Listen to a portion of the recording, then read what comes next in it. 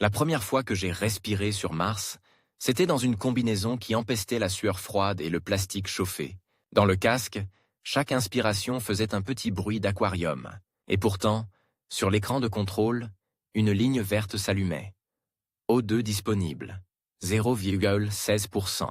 Ridicule, inutile, presque une moquerie. Mais l'ingénieur à côté de moi souriait comme si on venait d'allumer un soleil. Il avait les doigts collants de gel antiseptique, et sous l'ongle du pouce, une tache sombre. Du sang séché, parce qu'il s'était arraché la peau en serrant trop fort une vis, trop longtemps, trop vite. Il a murmuré « Tu vois, on y est presque ?» Je me suis penché vers la vitre du sas, dehors. Une poussière fine comme de la farine rancie, un désert couleur rouille qui donne envie de tousser rien qu'en le regardant. Et là, au bord du dôme expérimental, quelque chose bougeait, lentement, comme une blessure qui cicatrise mal. Un tapis de microbes photosynthétiques, conçu pour survivre au froid, pour manger la lumière, pour cracher de l'oxygène. Ils faisaient leur travail, sauf que l'odeur, même filtrée, s'invitait.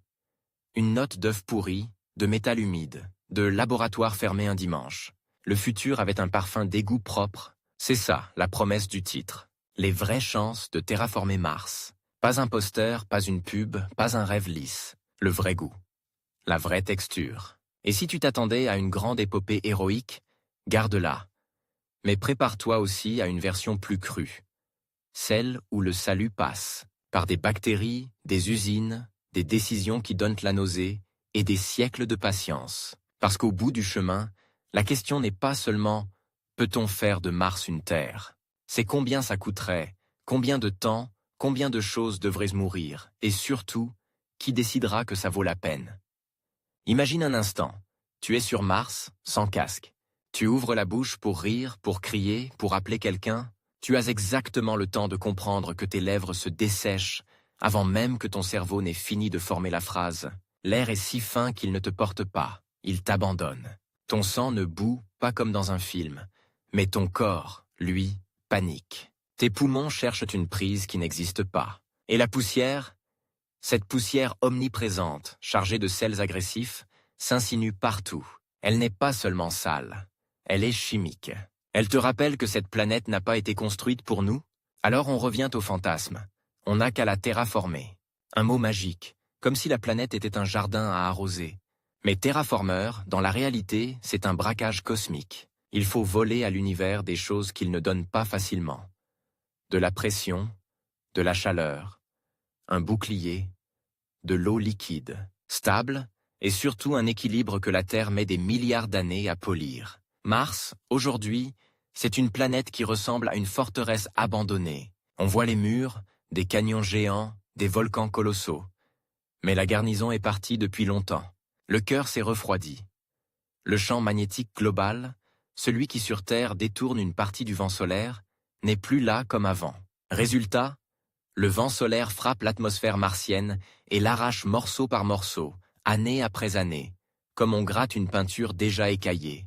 Pas d'armure, juste une peau trop fine. Et pourtant, Mars a des avantages qui font tourner la tête. Un jour martien proche d'une autre, des saisons, de la glace, des ressources, un monde solide sous nos pieds, elle est la candidate parfaite.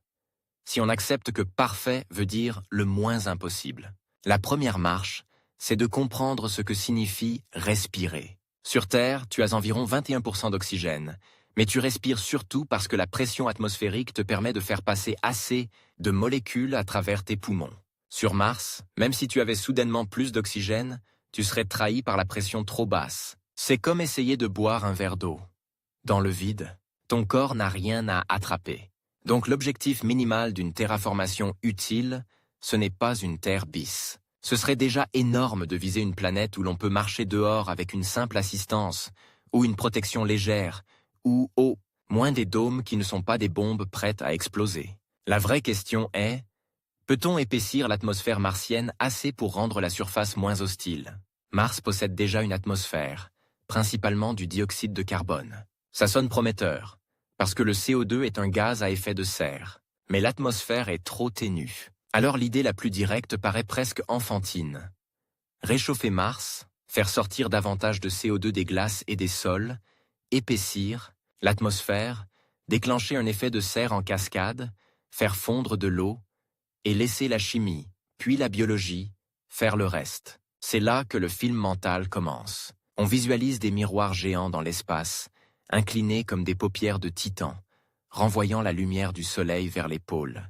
On imagine des usines crachant des gaz superpuissants, des super-serres, qui retiennent la chaleur comme un couvercle sur une casserole.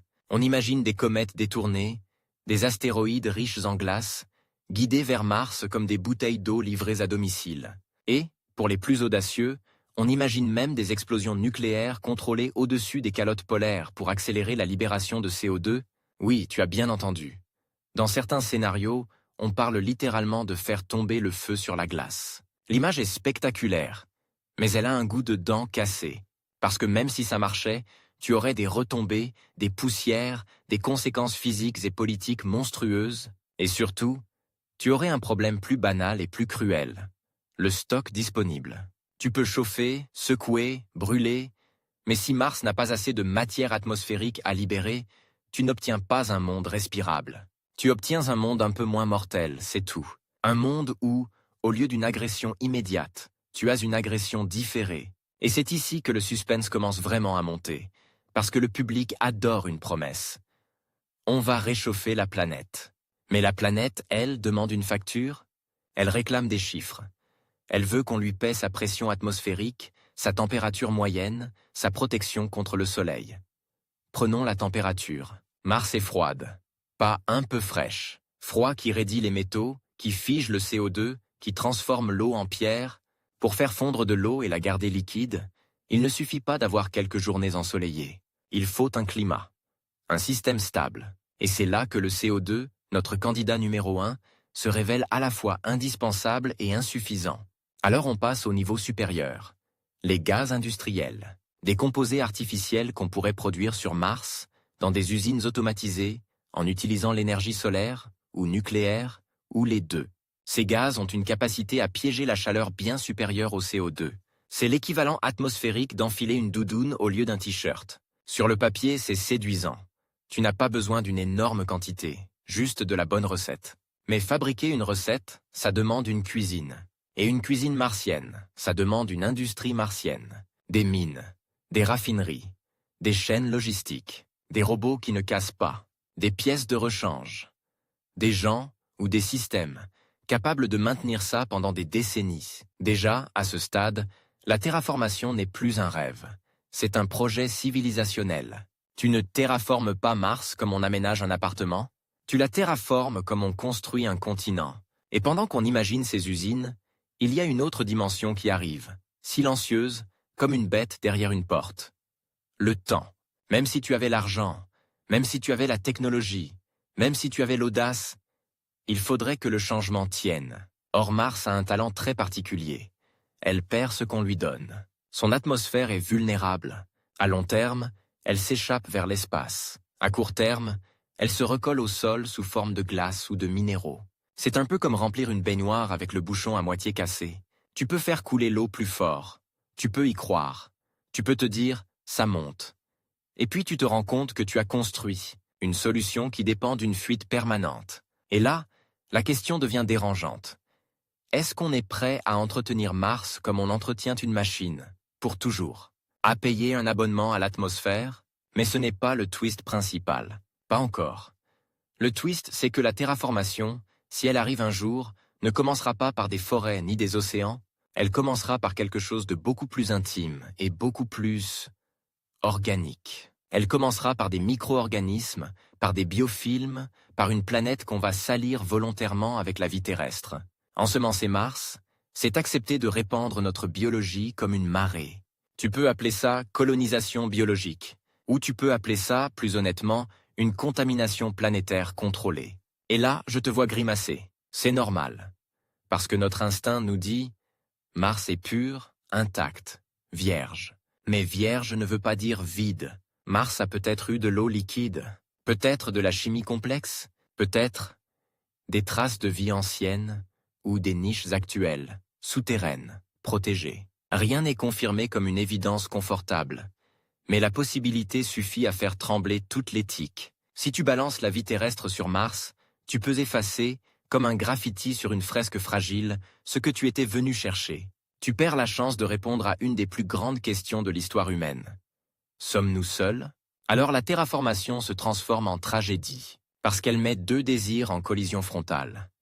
Habiter et comprendre, vivre et savoir, respirer et préserver. Et pourtant, l'argument inverse existe, et il est brutal. Si Mars est morte, si elle n'a plus rien à nous apprendre sur une vie indépendante, alors la terraformation devient un acte de création, un deuxième jardin, né de nos mains, comme une œuvre à l'échelle d'une planète. Certains y voient de même une assurance vie pour l'humanité, une sauvegarde, un plan B. Mais un plan B, ça ne marche que si le plan B n'est pas lui-même une illusion. Alors revenons aux corps humains, le plus vieux juge. Même dans une atmosphère plus épaisse, même dans une Mars réchauffée, il y a une menace invisible qui traverse la peau comme un mensonge. Le rayonnement.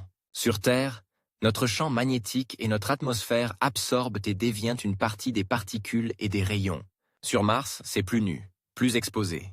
Tu peux vivre sous terre, sous des couches de régolithes, dans des tunnels, dans des cavernes de lave.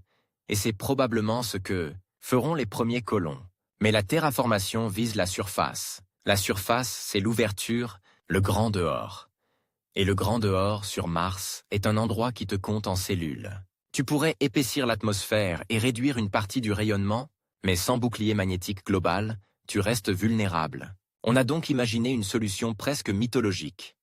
Créer un bouclier artificiel, un écran magnétique placé quelque part entre Mars et le Soleil, une sorte de parapluie invisible. Sur le papier, c'est grandiose. Dans l'exécution, c'est une infrastructure cosmique, un chantier qui ressemble à une guerre froide contre la physique. Et c'est ici que l'histoire prend une tournure plus sombre, parce que chaque solution ouvre une nouvelle dette. Tu chauffes Mars, tu dois produire de l'énergie à une échelle folle. Tu épaissis l'atmosphère, tu dois trouver ou fabriquer des gaz. Tu protèges la surface, tu dois bâtir un bouclier, ou accepter de vivre sous des toits. Tu fais fondre l'eau, tu dois la garder là, l'empêcher de repartir en glace ou en vapeur perdue. Tu sèmes la vie. Tu dois accepter de transformer un monde étranger en extension de toi-même. À ce stade, la terraformation cesse d'être un rêve simple. Elle devient un choix de société, un choix moral, un choix esthétique même. Quel type de Mars voulons-nous? Une Mars terlite, humide et brumeuse? Une Mars industrielle, réglée comme une serre, où la planète entière devient un mécanisme de survie? Une Mars sanctuaire, interdite, conservée comme un musée cosmique? Ou une Mars hybride, où des zones sont terraformées, d'autres protégées, d'autres abandonnées? Le problème, c'est que Mars ne signera aucun contrat, elle ne dira pas oui. Elle te laissera seulement essayer, et elle te répondra par la résistance. Et maintenant, laisse-moi te donner une image que tu n'oublieras pas. Imagine une ville martienne dans 50 ans. Des dômes, des couloirs pressurisés, des fermes sous LED, et dehors, une tempête de poussière qui dure des semaines. Ce n'est pas un ouragan qui te tue en te projetant contre un mur, c'est pire. C'est une tempête qui te prive lentement d'énergie, qui obscurcit les panneaux solaires, qui fait grimper la consommation des systèmes de chauffage, qui te force à rationner l'oxygène, non pas parce que tu n'as pas de machine, mais parce que tu n'as pas assez de courant pour les faire tourner. La tempête ne te frappe pas, elle te serre la gorge, doucement, administrativement. Et dans ce monde-là, quelqu'un propose « Accélérons la terraformation. Plus vite, plus chaud, plus dense, sinon on restera des rats sous cloche. » Tu vois le piège? Le plan terraformons peut devenir une panique. Une fuite en avant? Parce que vivre sur Mars sans terraformation totale, c'est possible. Mais c'est un mode de vie fragile. Et toute fragilité finit par produire des extrêmes. Ce qui nous amène à la question que personne n'aime poser à voix haute, parce qu'elle sent la peur. Et si les vraies chances de terraformer, Mars n'était pas limité par la technologie, mais par la volonté de payer le prix moral et politique? Parce que pour que Mars change, il faudra des générations qui acceptent de travailler pour un résultat qu'elles ne verront pas. Il faudra maintenir des infrastructures pendant des siècles, peut-être plus. Il faudra des accords internationaux, des règles, des garde-fous. Et il faudra aussi accepter une réalité qui dérange profondément l'orgueil humain. Même si nous réussissons, Mars ne sera jamais la Terre. Elle sera une autre créature, un monde bricolé, un monde sous perfusion. Alors la tension est là, comme un fil tendu entre deux doigts. D'un côté, l'espoir d'un second foyer. De l'autre, la possibilité qu'on ne fasse que construire une illusion coûteuse. Et juste au moment où tu crois que tout se résume à « on peut pas », un autre twist arrive, beaucoup plus concret. Parce qu'il existe une différence énorme entre terraformer Mars et terraformer l'être humain. Si tu ne peux pas rendre Mars complètement accueillante, tu peux rendre l'humain plus compatible. Biologie, médecine, génétique, prothèse, adaptation. Et là, l'histoire change de sens.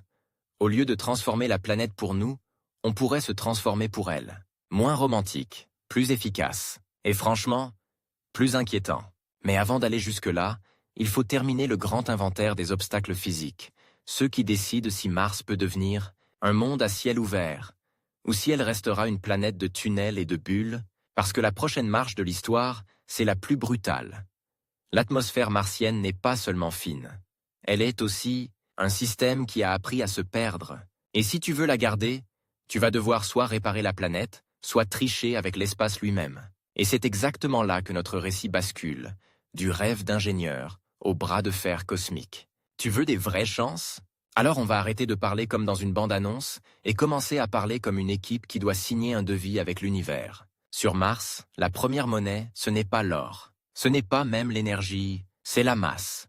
Chaque chose utile, 1 kilo d'air, 1 kilo d'eau, 1 kilo d'azote, est un trésor. Sur Terre, l'atmosphère est un océan invisible. On s'y noie sans y penser. Sur Mars, l'air est une poussière statistique. Et pour terraformer, il faut d'abord répondre à une question humiliantement simple. Avec quoi, exactement, vas-tu fabriquer un ciel? Parce que si tu épaissis l'atmosphère avec du CO2, tu obtiens de la pression et un peu de chaleur. Oui, mais l'air respirable, lui, ne se résume pas à l'oxygène. Il te faut aussi un gaz tampon. Un fond stable, comme l'azote sur Terre, qui rend l'atmosphère douce, moins agressive pour les poumons, plus facile à gérer, plus stable pour les plantes. Or, Mars n'a pas, à portée de main, un stock d'azote prêt à être versé dans le ciel comme on verse un sac de farine. Et c'est là que la terraformation devient un problème d'approvisionnement planétaire. Alors on imagine des plans. 1. Libérer tout ce qui est déjà là. Faire sortir le CO2 piégé. Dégazer les sols. Chauffer les calottes.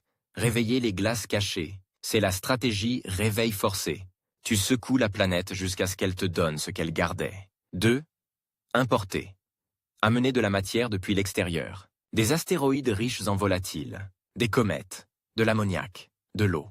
Tu transformes le système solaire en supermarché. Sauf que le supermarché n'a pas de caisse. Il a des orbites, de l'inertie et une capacité très concrète à te tuer si tu te trompes d'1 millimètre. 3. Fabriquer sur place des gaz ultra puissants, les superserres, pour gagner des degrés sans exiger une masse énorme. C'est la stratégie chimie fine. Moins de volume, plus d'effet. 4. Accepter que la planète ne sera jamais une Terre, et que le vrai succès, c'est un Mars semi-terraformé, assez doux pour réduire la dépendance à des dômes, mais pas assez pour se promener en t-shirt. C'est la stratégie humilité, et chacune de ces stratégies a son propre goût. Un goût qui devient amer dès qu'on regarde les chiffres. Imagine une expérience mentale. Tu as une planète froide, avec un soleil faible, et tu veux l'amener juste un cran au-dessus, dans une zone où l'eau liquide peut exister plus longtemps, où le CO2 reste davantage sous forme gazeuse, où la pression grimpe. Ça ressemble à une marche raisonnable, mais cette marche-là est plus proche d'une falaise qu'on ne le croit, parce qu'elle dépend d'un jeu d'équilibre instable. Tu chauffes, un peu, tu libères un peu de gaz, tu chauffes plus, tu libères plus, jusqu'au point où, si tu n'as pas assez de gaz au départ, la cascade s'arrête et tu restes avec une planète tiède, mais toujours meurtrière. Et si tu te dis « Pas grave, je vais compenser avec des gaz industriels », tu tombes sur un autre piège. Les gaz industriels se dégradent, se perdent, réagissent, doivent être entretenus. Tu ne terraformes plus. Tu gères, tu maintiens une atmosphère comme on maintient une station spatiale, mais à l'échelle d'un monde, c'est là que la tension du récit s'épaissit. L'idée de transformer Mars en paradis devient une idée de transformer Mars en système d'exploitation. Une planète qui tourne parce qu'on l'a fait tourner. Et dès que tu imagines ça, une question te saute à la gorge.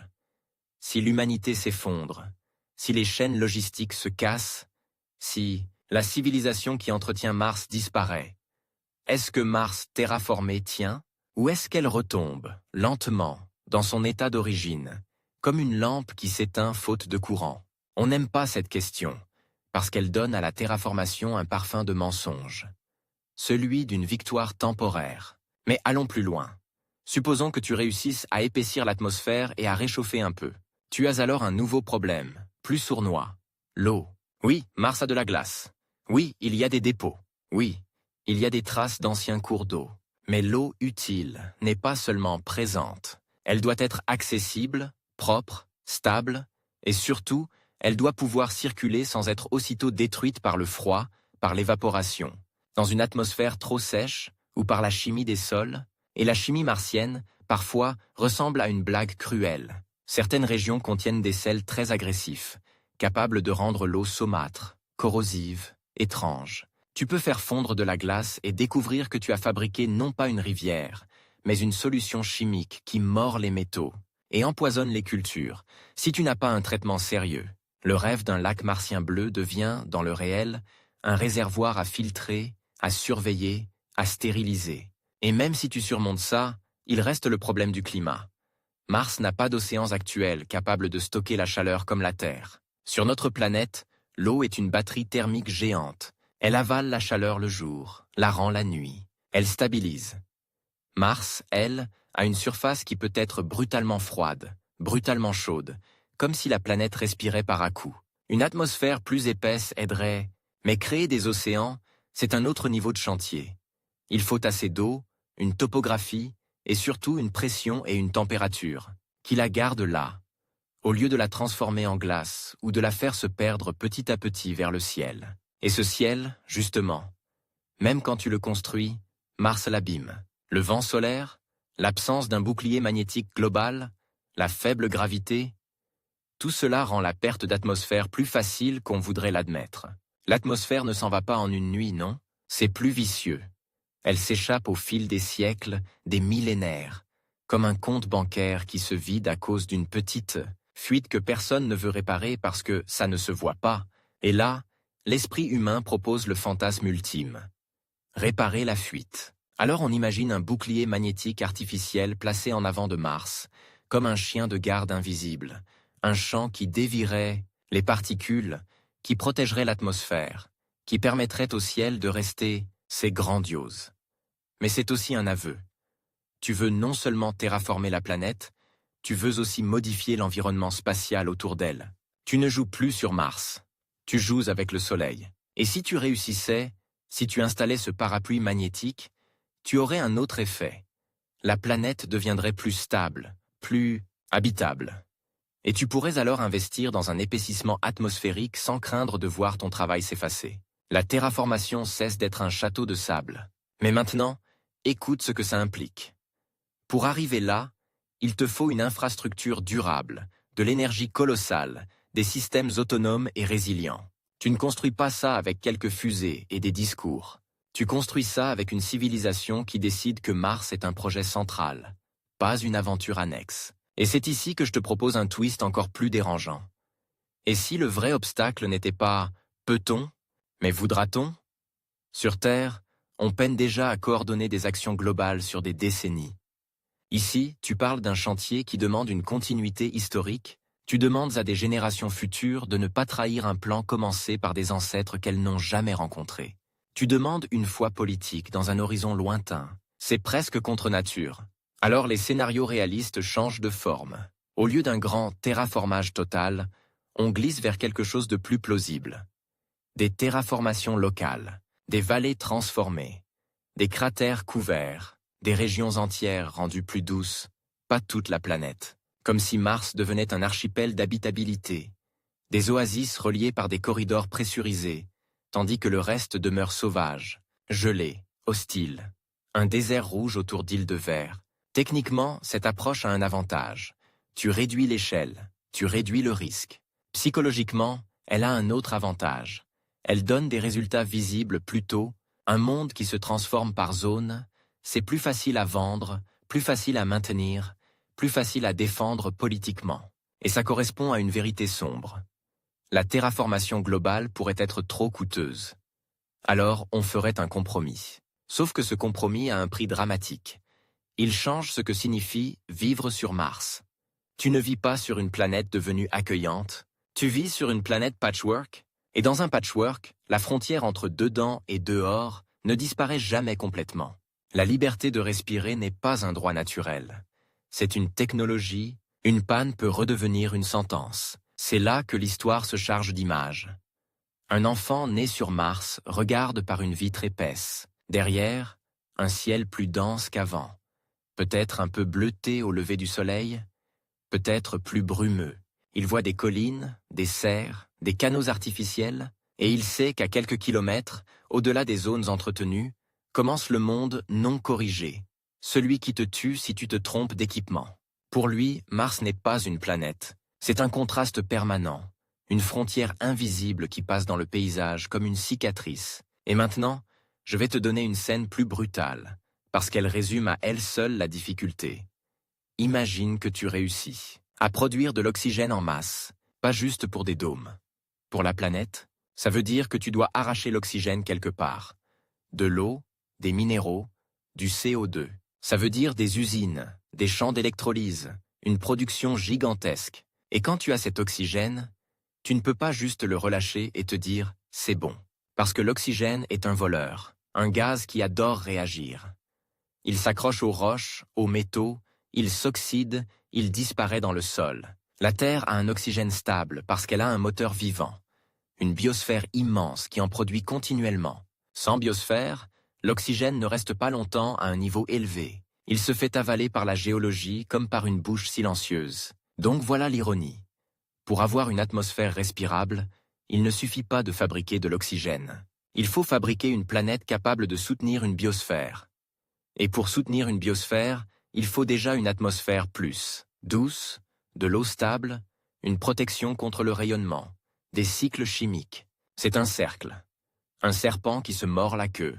Et c'est là que les plans deviennent tordus. Certains scénarios imaginent d'abord une planète chauffée et pressurisée avec des gaz non respirables, puis des siècles de transition biologique, des microbes, des lichens, des plantes adaptées, des écosystèmes artificiels qui, lentement, changent la chimie. Le mot « lentement » est trop faible. On parle de temps qui dépasse la durée de vie des institutions, des entreprises, parfois même des nations.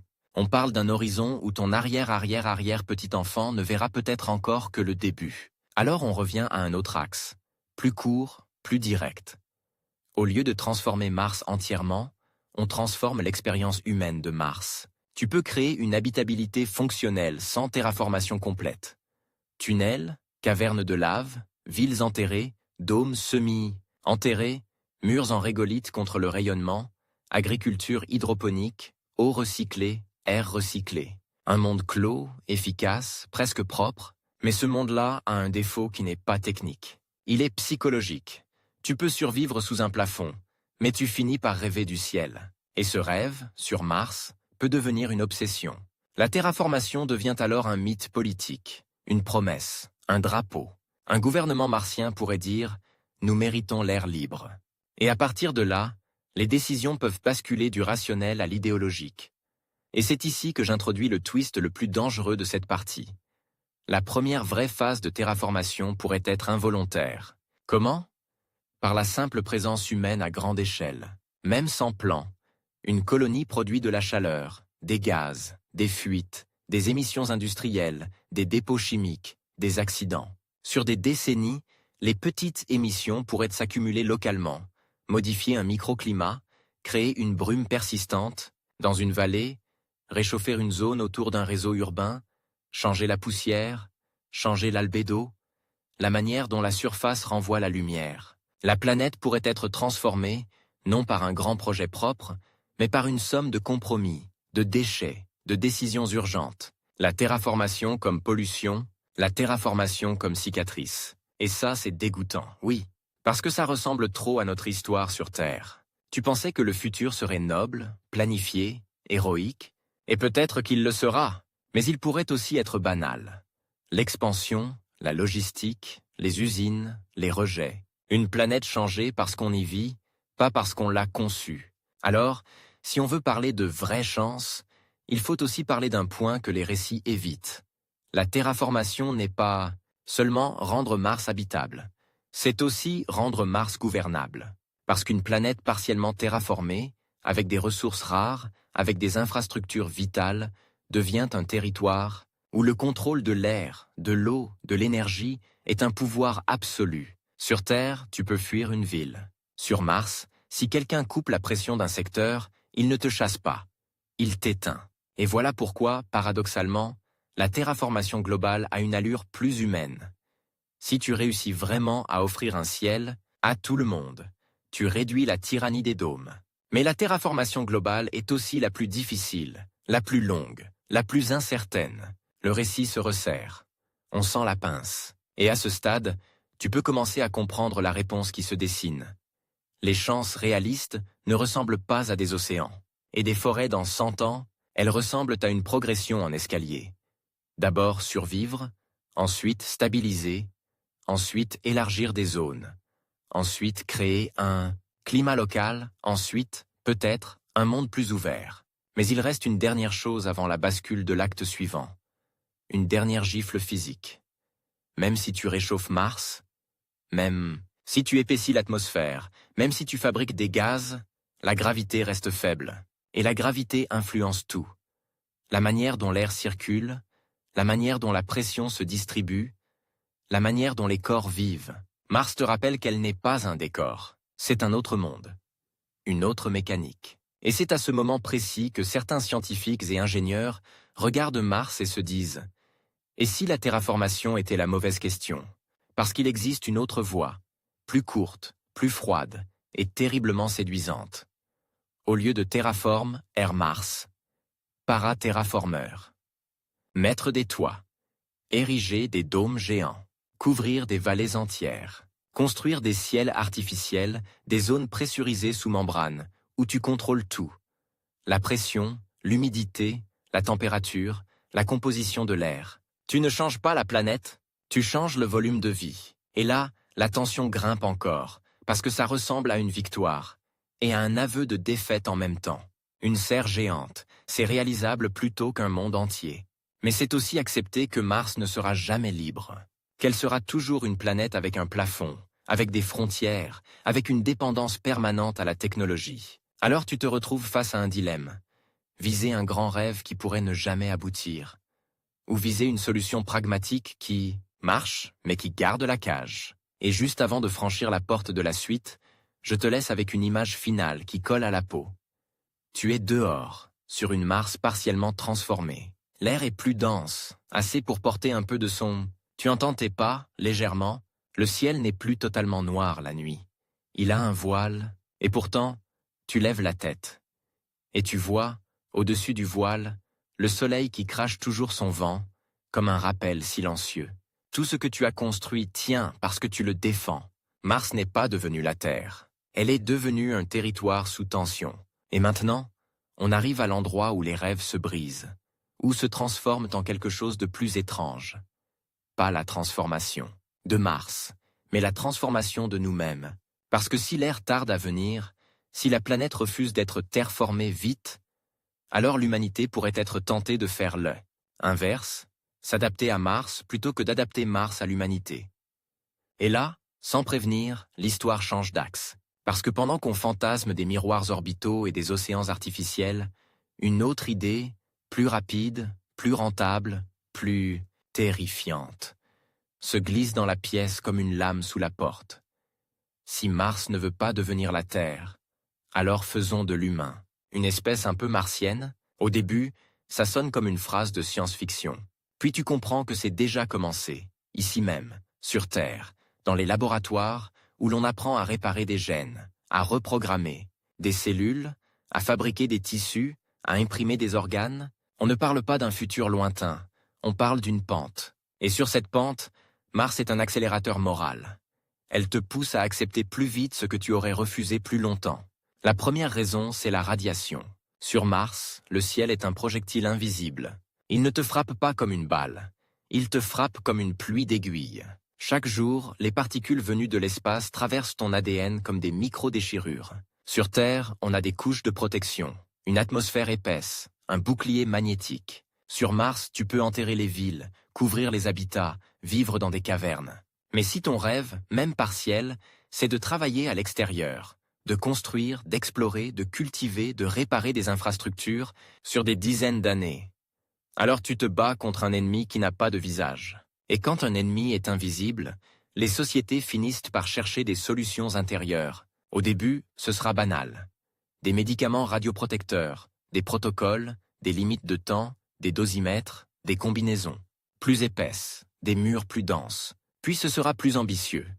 Des thérapies qui renforcent la réparation de l'ADN, qui diminuent l'inflammation chronique, qui protègent les tissus sensibles. Et un jour, quelqu'un proposera la phrase qui fait basculer l'éthique. Pourquoi ne pas naître déjà adapté? Parce que Mars n'est pas seulement un endroit où l'on survit, c'est un endroit où l'on doit se reproduire, si l'on veut une vraie présence humaine. Et là, les problèmes deviennent presque tabous. La faible gravité, la radiation, l'isolement, le manque d'espace, la psychologie de la claustrophobie, tout ça ne menace pas seulement des adultes entraînés. Ça menace des bébés, des grossesses, des corps en construction. Imagine la scène. Une maternité sous terre, éclairée par des LED blanches, trop propres. Le premier enfant né sur Mars pleure dans un air recyclé. Ce cri-là est historique. Et en même temps, tu ressens quelque chose de très inconfortable. Parce que ce bébé, pour vivre, dépend d'une machine. Pas une machine comme un incubateur temporaire. Une machine comme une planète artificielle. Alors la colonie se pose une question qui ressemble à un blasphème. Quel est le droit d'un enfant à naître dans un endroit où l'air et l'eau sont des systèmes industriels? Et si ce droit existe, alors la colonie a aussi une responsabilité. Réduire les risques, même si ça implique de modifier l'humain. C'est le moment où l'idée de terraformer glisse dans un autre sens. Non plus terraformer un monde, mais terraformer un organisme. On n'aime pas dire ce mot, parce qu'il a une odeur d'atelier clandestin. Alors on emploie des termes plus doux. Optimisation, prévention, résilience. Mais au fond, la question est brutale. Est-ce qu'on accepte de concevoir une génération qui supporte mieux la radiation, qui tolère mieux une pression partielle, qui résiste mieux aux infections, qui gère mieux l'ostéoporose induite par la faible gravité? Et là, attention, je ne parle pas d'un humain qui respire du CO2. Je parle d'un humain qui vit dans des habitats, qui sort travailler avec moins de protection, qui tombe moins malade, qui a moins de cancer, qui se fracture moins les os, qui souffre moins de dégénérescence musculaire. Ce sont des objectifs médicaux, et parce que ce sont des objectifs médicaux, ils sont dangereux. Ils deviennent faciles à justifier. Tu vois le twist? La médecine est l'argument le plus puissant pour franchir des lignes, parce qu'elle n'a pas l'air d'un projet politique. Elle a l'air d'un secours. Mais Mars ajoute une couche, la sélection sociale. Pas au sens darwinien caricatural, mais au sens administratif. Qui obtient l'autorisation de partir? Qui est jugé apte? Qui peut avoir des enfants? Qui a accès au traitement? La colonie martienne, même si elle se veut noble, sera contrainte par la rareté. L'air, l'eau, l'énergie, l'espace, tout est rationné. Dans une société de rationnement, la biologie devient un critère de gestion. Et dans une société où la biologie devient un critère, la pente vers l'eugénisme n'est pas un fantasme. C'est un risque structurel. Mars, sans le vouloir, pourrait devenir le laboratoire de nos pires réflexes. Le lieu où l'on dit « ici, on ne peut pas se permettre la fragilité ». Et pourtant, il existe un autre scénario, plus humain, plus paradoxal. Mars pourrait au contraire devenir un endroit où l'on renonce à l'illusion de normalité et où l'on invente des formes de vie sociale plus protectrices, plus solidaires, parce que la survie dépend de la coopération. Une colonie ne peut pas se permettre le cynisme longtemps. Le cynisme casse les circuits, il casse les équipes, il casse la maintenance. Sur Mars, la haine n'est pas seulement laide, elle est dangereuse. Donc la question devient un duel. Quel visage prendra la société martienne? Une société militarisée, hiérarchique, obsédée par la discipline? Ou une société radicalement mutualiste, où l'on partage la charge parce que personne ne peut porter seul le poids d'un monde hostile? Tu sens comme l'histoire s'épaissit? On n'est plus dans la science des gaz. On est dans la science des humains. Et maintenant, laisse-moi te jeter un autre fait dans la figure. Un fait qui change l'imaginaire. Même si tu réussis à rendre l'air plus dense, même si tu obtiens un ciel plus confortable, tu n'obtiens pas automatiquement une planète verte. Les plantes, sur Mars, seront des combattantes. Elles devront gérer une lumière différente, une chimie de sol agressive, une atmosphère imparfaite, des tempêtes de poussière qui filtrent le soleil, des variations thermiques brutales. On peut les protéger sous serre, oui, on peut les modifier génétiquement, aussi, et là encore, le glissement est subtil. Au lieu de terraformer Mars, on commence par terraformer les plantes, des cultures capables de pousser dans des substrats pauvres, de tolérer des sels, de consommer moins d'eau, de résister à des cycles artificiels. On transforme l'agriculture en guerre d'adaptation. Et un jour, dans une serre martienne, tu verras peut-être quelque chose qui te fera froid dans le dos. Une tomate parfaite, rouge, brillante, mais qui n'a plus tout à fait le goût d'une tomate terrestre. Parce qu'elle aura été optimisée, et ce détail est minuscule, presque ridicule. Et pourtant, il te raconte tout. Sur Mars, même la nourriture sera un compromis, une signature du monde artificiel. Le goût de la Terre deviendra un souvenir, puis une légende.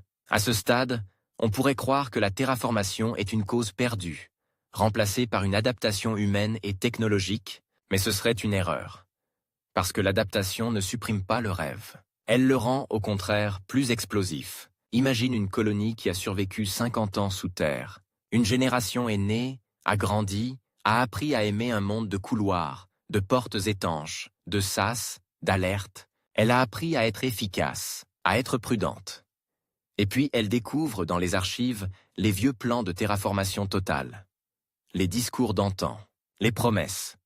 Un jour vous marcherez à ciel ouvert. Cette génération-là va réagir de deux manières possibles. La première, elle va rire. Elle va dire « c'était de la propagande ?» et elle va se contenter d'agrandir les dômes, de creuser plus profond, de rendre la cage plus confortable. La seconde, elle va se mettre en colère, parce qu'on lui a vendu un horizon, parce qu'on l'a élevé avec un mythe, et cette colère peut devenir politique, religieuse, révolutionnaire. La terraformation peut devenir une foi, et une foi, quand elle est frustrée, devient dangereuse. Elle cherche un miracle. Et le miracle sur Mars a un visage. La libération massive de gaz, la hausse de pression, l'ouverture progressive, l'air pour tous. C'est ici que l'histoire prend un tour encore plus sombre. La première grande crise martienne pourrait venir d'un débat sur la terraformation, pas d'un accident. Deux camps, deux visions du monde. D'un côté, ceux qui veulent préserver Mars, pour la science, pour l'éthique, pour la prudence. Ceux qui disent « nous ne sommes pas propriétaires d'un monde, nous sommes des invités ». De l'autre, ceux qui disent « nous avons saigné pour vivre ici, nous avons enterré des morts ici, nous avons payé le prix.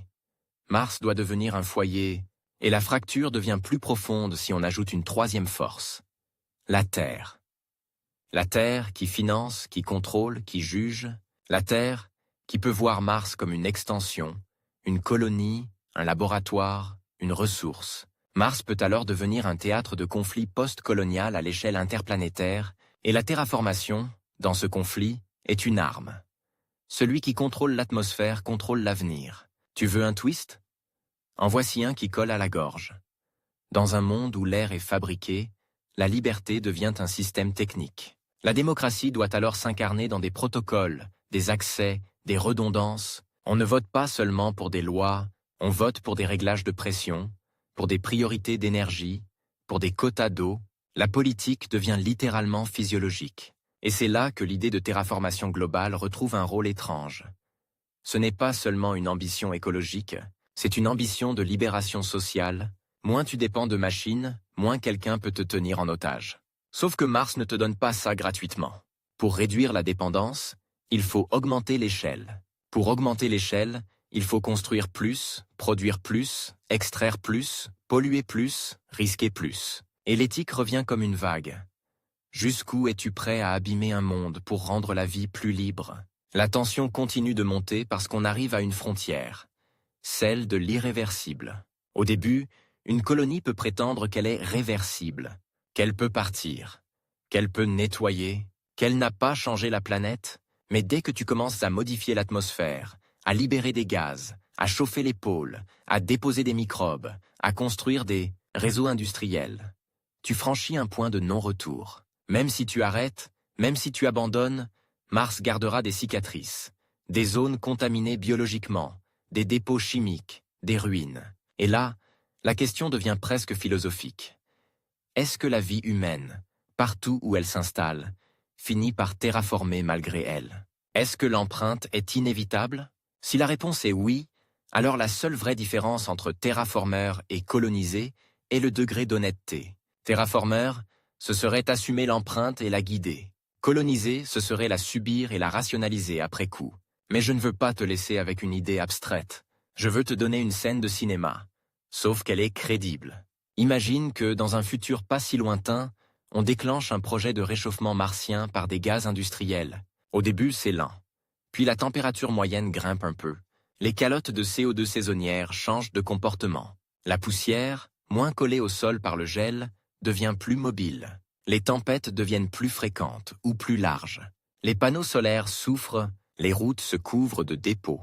Les filtres des habitats s'encrassent plus vite. Autrement dit, en essayant de rendre Mars plus habitable, tu peux la rendre plus capricieuse. Et c'est là que tu prends conscience d'un truc que les films oublient. Un climat. Ce n'est pas juste une température. C'est un système dynamique. Tu touches à un paramètre. Tu en réveilles 10 autres. Et sur une planète où tout est déjà extrême, un changement modeste peut produire des effets disproportionnés. La terraformation devient alors une opération où tu ajustes des variables sans connaître parfaitement le modèle. Tu fais de la géo-ingénierie sur une planète entière, avec des données incomplètes. C'est vertigineux. Et cela mène au twist le plus ironique. Le premier grand scandale martien pourrait être un accident climatique provoqué par le projet censé sauver la colonie. Un réchauffement local qui déclenche des glissements, des effondrements, des tempêtes prolongées. Un changement de chimie qui rend certaines ressources plus difficiles. Une augmentation de poussière atmosphérique qui bloque le soleil. Et soudain, sur Mars, tu te retrouves à vivre ce que la Terre connaît déjà. Les conséquences non voulues de nos grands gestes. Oui, Mars pourrait devenir une Terre miniature dans ses erreurs. Et pourtant, malgré tout ça, le rêve ne meurt pas. Pourquoi? Parce que même un ciel imparfait, même un air partiel, même une planète en patchwork, c'est une rupture anthropologique. C'est un pas hors du berceau. Et l'humanité aime les ruptures. Elle aime l'idée de prouver qu'elle peut. C'est ici qu'on aborde le cœur émotionnel de cette partie. La terraformation n'est pas seulement une question de science. C'est une question d'identité. Qu'est-ce qu'un humain? Un être qui adapte son corps à l'environnement? Ou un être qui force l'environnement à s'adapter à lui? Sur Terre, on a fait les deux. Sur Mars, on devra choisir un équilibre. Et ce choix laissera une trace dans notre culture, dans notre morale, dans notre manière de nous raconter l'histoire. Et je te promets que l'acte suivant va frapper encore plus fort, parce qu'on va entrer dans la zone où les scénarios deviennent concrets. Pas seulement « on pourrait », mais voilà ce qu'il faudrait faire, dans quel ordre, et pourquoi ça ressemble à un pari. On va parler du vrai calendrier, du vrai coût en génération, des étapes plausibles, et du moment où tu comprends que le grand défi de Mars n'est pas de créer un ciel, c'est de créer un engagement qui survivra à la fatigue, aux crises, aux guerres, aux changements, de mode et aux désillusions, et si tu restes jusqu'au bout, tu verras que la réponse à quelles sont les chances réelles n'est pas un nombre, c'est une histoire de choix. Et parfois, la partie la plus dégoûtante de cette histoire, c'est qu'elle nous ressemble trop. Tu veux le calendrier réel? Alors on va poser la planète sur une table froide et la découper en étapes, comme un chirurgien qui n'a pas le droit de mentir aux patients. D'abord, il faut accepter une vérité qui pique. Terraformer Mars n'est pas un interrupteur, c'est une pente. Et sur cette pente, il n'y a pas une seule version du succès. Il y a des niveaux d'habitabilité, des seuils où la vie devient moins impossible, puis supportable, puis vivable, puis peut être familière. À chaque seuil, tu gagnes quelque chose. Et à chaque seuil, tu payes avec autre chose. Le premier seuil, celui que personne ne met sur les affiches, c'est la survie robuste. Pas le camping héroïque de quelques astronautes, mais une présence qui tient quand tout va mal. Tempête, panne, accident, conflit. Ça veut dire redondance partout. Ça veut dire des villes qui ne sont pas de la science-fiction brillante, mais des organes, des poumons, production d'air, des reins, recyclage d'eau, un foie, détoxification, un squelette, structure, un système immunitaire, sécurité, maintenance. Et ça, paradoxalement, c'est déjà une forme de terraformation. Tu n'as pas changé Mars, mais tu as créé un environnement terrestre, miniature au cœur du désert rouge. C'est à ce moment-là que les premières illusions meurent.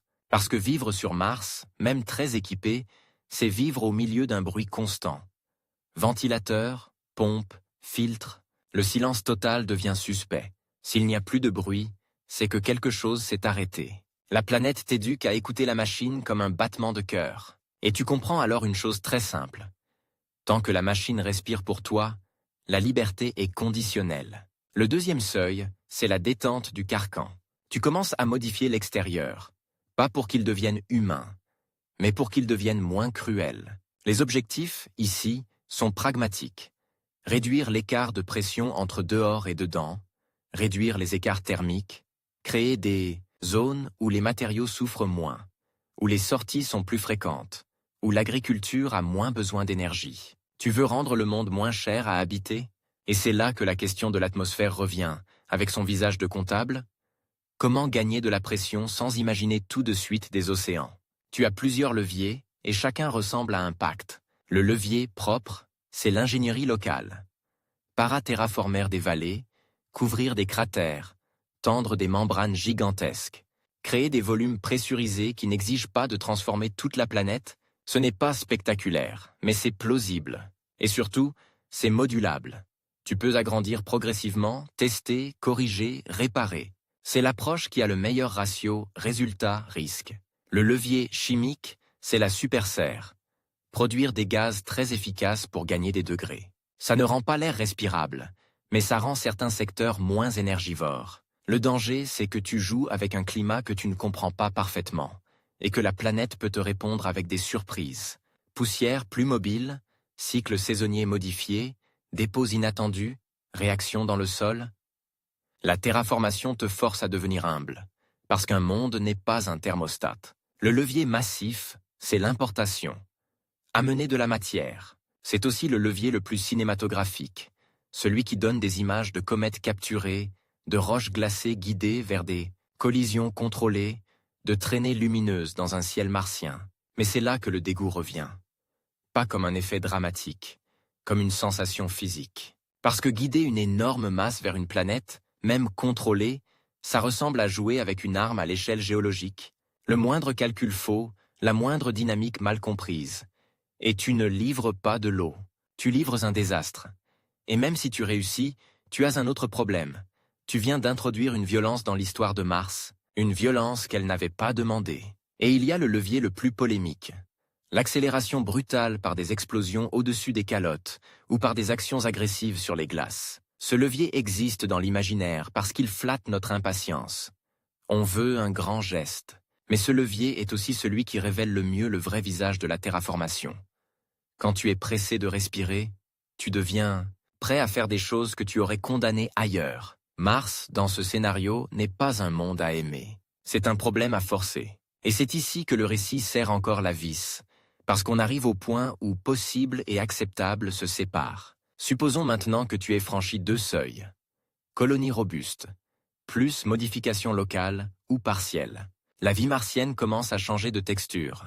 Les sorties deviennent plus fréquentes. Les infrastructures s'étendent, l'agriculture gagne en autonomie. Les enfants grandissent sans voir la Terre autrement que comme une étoile brillante. Et à ce moment-là, une nouvelle ambition arrive. Presque inévitable. Rendre le dehors plus accueillant. Pas seulement autour des villes, mais entre elles. Créer des corridors, des réseaux, des routes où tu n'es pas à la merci d'une dépressurisation instantanée. C'est là que la pression atmosphérique devient un objectif politique. Parce qu'une augmentation même modeste de la pression extérieure change tout. Les habitats deviennent moins explosifs. Les sas sont moins stressants. Certaines activités deviennent plus simples. Certains risques diminuent. Et surtout, c'est un symbole. C'est le signe que Mars cesse d'être uniquement un ensemble de bulles et commence à devenir un territoire. Mais voici le twist que beaucoup refusent de regarder. Plus tu rends le dehors habitable, plus tu multiplies les conséquences de tes erreurs. Quand tout est hostile, tu restes enfermé, donc tu limites l'empreinte. Quand le dehors devient plus accessible, tu construis plus, tu circules plus, tu extrais plus, tu répands plus de poussière, plus de microbes, plus de déchets. L'ouverture amplifie l'impact. Autrement dit, La terraformation est un piège narratif. On croit qu'elle nous libère, mais elle nous engage plus profondément, jusqu'au point où revenir en arrière devient impossible. Et maintenant, on arrive au seuil qui fait rêver tout le monde. L'air respirable. Je vais être brutalement honnête dans le ton, même si le récit reste vivant. Pour obtenir un air respirable sur toute la planète, il ne suffit pas d'ajouter de l'oxygène. Il faut gérer la pression, l'azote, ou un équivalent, la stabilité climatique, la protection contre les radiations et la capacité de la planète à ne pas manger l'oxygène par oxydation du sol. Cela implique soit une biosphère immense et durable, soit une industrie permanente qui compense les pertes, et la biosphère, elle, n'apparaît pas comme un décor. Elle se construit comme une guerre d'usure. Tu commences avec les microbes. Toujours eux. Ils n'ont pas de charisme, mais ils ont une force. Ils s'adaptent, ils colonisent, ils se multiplient, ils transforment la chimie, on ensemence des zones contrôlées, on sélectionne, on modifie, on teste, on recommence. Et à chaque fois qu'on réussit, il y a ce goût étrange.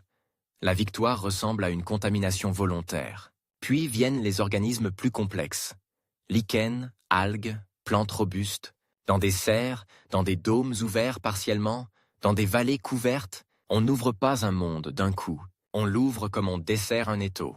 Et là, il faut imaginer la scène la plus puissante de cette histoire. Un matin martien, des siècles après les premières colonies, un technicien sort d'un habitat sans combinaison intégrale. Pas nu, non. Il porte une protection légère, une assistance respiratoire, un masque minimal. Il sent l'air sur sa peau, froid, sec, mais présent. Il entend un son.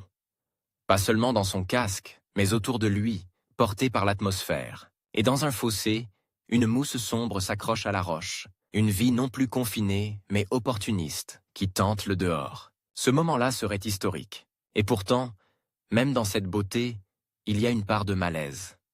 Parce que cette mousse, ce sont nos descendants biologiques. Ce n'est pas Mars qui renaît, c'est nous qui nous étendons. Et voici le grand retournement final. Quand tu arrives à ce stade, tu comprends que le mot terraformation était trompeur. Parce qu'on ne transforme pas Mars en Terre. On transforme Mars en planète habitée. Et la Terre n'est qu'une référence émotionnelle, pas un plan d'architecture. La vraie question devient alors: à quoi ressemble une planète habitée par l'humain, qui n'a pas été conçue pour lui? La réponse la plus réaliste, la plus froide, et peut-être la plus vraie, c'est celle-ci. Même dans le meilleur scénario, Mars restera un monde hybride. Des zones ouvertes partiellement, des zones sous membrane, des villes enterrées, des corridors pressurisés, des régions protégées, interdites, sanctuarisées, peut-être même des secteurs laissés intacts pour préserver la science, la mémoire, l'éthique. Mars, au lieu d'être une Terre 2, deviendra un patchwork assumé, un compromis géant entre le désir d'air libre et la prudence, entre la création et la conservation. Et ça nous ramène aux chiffres que personne ne veut entendre, parce qu'ils cassent la poésie. Le temps. Pas quelques décennies, pas même un siècle. Les scénarios de transformation globale, s'ils sont possibles, ressemblent à des durées où l'histoire humaine change de peau plusieurs fois. Pendant ce temps, des empires tombent, des langues meurent, des valeurs se renversent. Un projet aussi long ne se gagne pas avec une technologie, il se gagne avec une continuité culturelle. Et voilà le dernier twist, celui qui résonne comme une sentence. Les chances réelles de terraformer Mars ne dépendent pas seulement des miroirs, des gaz ou des boucliers. Elles dépendent de notre capacité à maintenir un engagement sur une durée où nous ne sommes plus les mêmes. Donc, si tu me forces à répondre comme un narrateur qui doit être honnête et captivant à la fois, je dirais les chances de voir, de notre vivant, une Mars où l'on marche dehors en respirant comme sur Terre, infime. Ce n'est pas du pessimisme, c'est une question d'échelle. Les chances de voir, sur quelques générations, une Mars où l'on vit durablement dans des habitats, avec des zones couvertes grandissantes, une autonomie croissante, une pression extérieure un peu moins hostile et une agriculture de plus en plus locale? Réel. C'est le chemin le plus plausible. Pas la planète qui devient Terre, mais l'humanité qui devient capable de tenir sur Mars sans trembler à chaque tempête. Les chances, sur le très long terme, de créer une atmosphère plus dense, plus chaude, plus stable, pas forcément respirable sans assistance, mais suffisante pour transformer l'économie et la psychologie de la colonie. Possible, à condition d'accepter un projet civilisationnel, des compromis éthiques et une maintenance à l'échelle des siècles. Et maintenant, je reviens au début, au dôme, à l'odeur. Parce que la fin de cette histoire n'est pas un grand discours, c'est un détail. Dans le futur que certains espèrent, tu entreras dans un sas martien, tu enlèveras ton masque, tu inspireras et tu sentiras quelque chose. Pas l'air frais d'une forêt, pas l'iode d'un océan. Tu sentiras une odeur étrange, une odeur de chimie douce, de métal tiède, de vie microbienne. Un parfum qui te dira que l'air a été fabriqué, entretenu, défendu, et peut-être que ce parfum te dégoûtera un peu, parce qu'il te rappellera que ce monde n'est pas un cadeau. C'est une œuvre coûteuse, une œuvre fragile. Mais tu auras aussi, en même temps, une satisfaction profonde, celle d'être arrivé jusqu'ici sans te mentir sur le prix. Parce que si Mars devient un foyer, ce ne sera pas parce qu'elle nous aura accueillis, ce sera parce qu'on aura accepté la vérité la plus difficile. Terraformer Mars, c'est moins transformer une planète que transformer notre rapport au temps, à la responsabilité et à la limite. Et si on échoue? Alors Mars restera ce qu'elle est déjà.